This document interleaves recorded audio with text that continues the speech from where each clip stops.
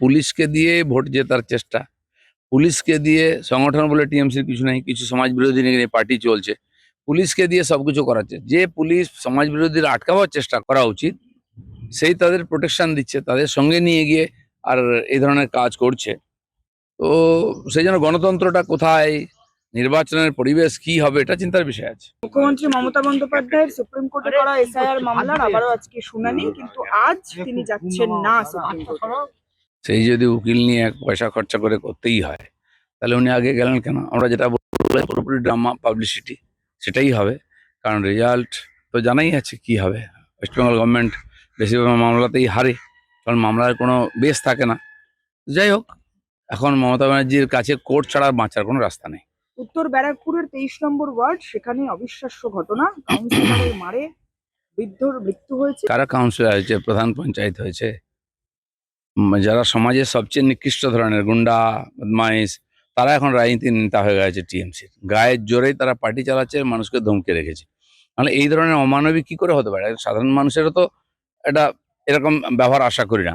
একজন প্রতিনিধি সমাজে যে মানুষের ভোটে জিতে এসছে, তার তো আর একটু সেন্সিটিভ হওয়া উচিত। নদিয়ায় একটা ঘটনা ঘটেছে, যুব তৃণমূল নেতার অত্যাচারে এক বৃদ্ধ দম্পতি ঘর ছেড়ে, খুব কম জলের দামে ঘর ছেড়ে বাড়ি বিক্রি করে চলে যাচ্ছে।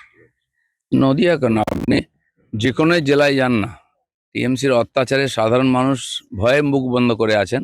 অত্যাচারের সীমা পার হয়ে গেছে। আর এটা টিএমসি পার্টি বা মমতা ব্যানার্জির হাতে নেই যে উনি এটা সামলাবেন, কন্ট্রোল করবেন। পার্টিটা পুরোপুরি অ্যান্টি সোশ্যালদের হাতে চলে গেছে। কেন, মা মাটি মানুষের সরকার তো আপনি বলছেন।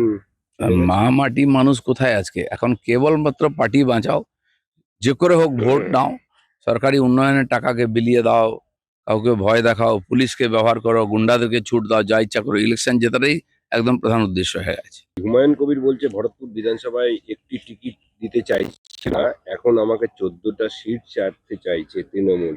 না, আপনারা বারবার বলে আসছেন তৃণমূলের সঙ্গে একটা হুমায়ুন কবিরের একটা আঘাত রয়েছে। একটা দেখুন, বিভিন্ন দিক থেকে স্টেটমেন্ট আছে, কোনটা ঠিক ভুল তো আমরা বাইরে থেকে বুঝতে পারবো না। সময় সবকিছু বলবে। এইসব দাম বাড়ানোর কথাবার্তা।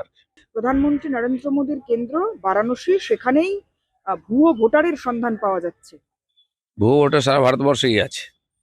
আর ভুয়ো ভোটার তো এখান থেকে ভোটার কার্ড, আধার কার্ড নিয়ে গিয়ে অন্য জায়গায় ভোটার হয়ে যাচ্ছে।